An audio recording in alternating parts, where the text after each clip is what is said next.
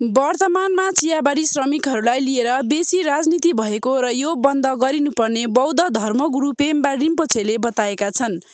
उनले चियाबारी श्रमिकहरूलाई लिएर बेसी राजनीति भइरहेको छ अनि चियाबारी श्रमिकहरू सोझो छन् तर लाटो नभएको बताएका छन्।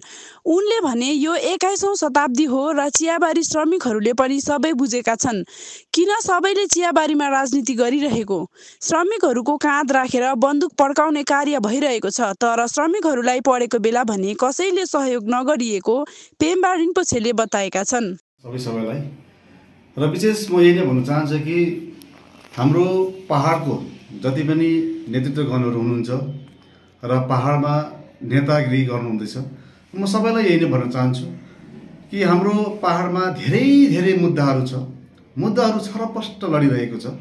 तर आज हाम्रो बगानको श्रमिक, मेरो आमा बाउ, दाजुभाइ, दिदीबहिनी र उहाँहरूलाई लिएर चाहिँ कसैले पनि राजनीति नगरेको चाहिँ राम्रो, एकदमै उचित हुन्छ। राजनीतिक श्रमिकको काँधमा बन्दुक राखेर पड्काउनु जस्तो यो गलत हुँदैछ। यो यसको लागि चाहिँ म एकदमै घोर विरोध गर्न चाहन्छु सबै पार्टीलाई नै।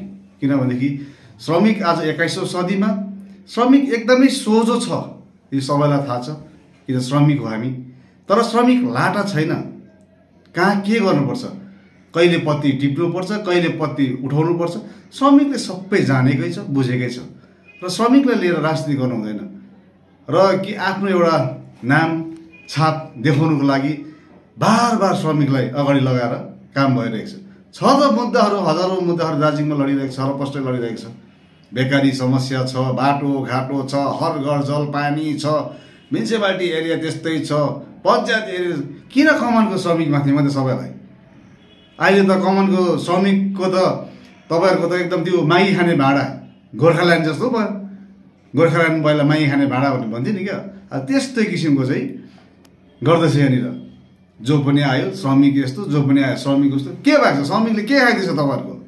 कुन चाहिँ श्रमिकले, कुन चाहिँ पार्टीको के खाइदिएको छ, कसको के खाइदिएको छ? र श्रमिकहरूमाथि घरिघरि बार श्रमिकलाई यो लालचना लगाउँदै तिमीहरूले अगाडि श्रमिकलाई लाटा सिधा श्रमिकहरूलाई चाहिँ एकदमै खेलवाड गर्दैछ। कुनै श्रमिकले कसै केही पनि खाइदिएको छैन। र पहाडमा मुद्दाको लागि लड्नुहुन्छ भने सबैभन्दा पहिला चाहिँ एक अर्काले गोर्खालाई चिन्नुपर्छ र गोर्खालाई इज्जत सम्मान गर्न सिक्नुपर्छ। के हो यो तपाईँहरू? 86 को आन्दोलनमा सिआरपीले छोडिरहेको नानीहरू जस्तो एउटा गोर्खाले अर्को गोर्खालाई गाली गरिरहेको छ, एउटा गोर्खाले अर्को गोर्खालाई गाली गरिरहेको छ। के को मुद्दा यहाँ? श्रमिकहरू ठिक छ, बगान ठिक छ, चलाउनु, कसैले केही सोच्नु पर्दैन। जति बेला पर्छ त्यति बेला हामी सब एक भएर बोलेको हुन्छौँ, बोल्नुपर्छ त्यति बेला। के को अहिले श्रमिकको फर्स्ट प्लस कि लास्ट प्लस? के को फर्स्ट गर्छ नि श्रमिकले काम, आफ्नो काम गर्छ जसरी पनि। र म यही नै भन्न चाहन्छु कि सम्पूर्ण जति पनि राजनीति गर्ने दलहरू छ, म उहाँहरूलाई यही नै आह्वान गर्न चाहन्छु, श्रमिकहरूमाथि खेलवाड नगर्नुहोस्। तपाईँहरूको आफ्नो ढङ्गले राजनीति गर्नुहोस्, त्यो राम्रो हुन्छ। आफ्नो माग र आफ्नो मुद्दालाई अगाडि बढोस्, सबैले साथ दिन्छ। तर श्रमिकलाई खेलवाड बार नगर्नुहोस्, म यही नै भन्न चाहन्छु। अघि नै भनिहालेँ त, यो विषयमा मैले भने श्रमिक आफै सक्षम रहेछ, बाठो छ, श्रमिक बुझेकै छ। कोही जग्गामा 24% 20% बोनस दिइरहेकै छ होइन, कोही जग्गामा नभनिकन पहिला दिइसकेको छ। अब त्यहाँ बन्द गरेर भयो। अनि कोही जग्गामा छ त्यसलाई हामीले सपोर्ट गर्नुपर्छ, सहयोग गर्नुपर्छ, यो हो नि त। तर यसको गर्ने समय छ नि त है।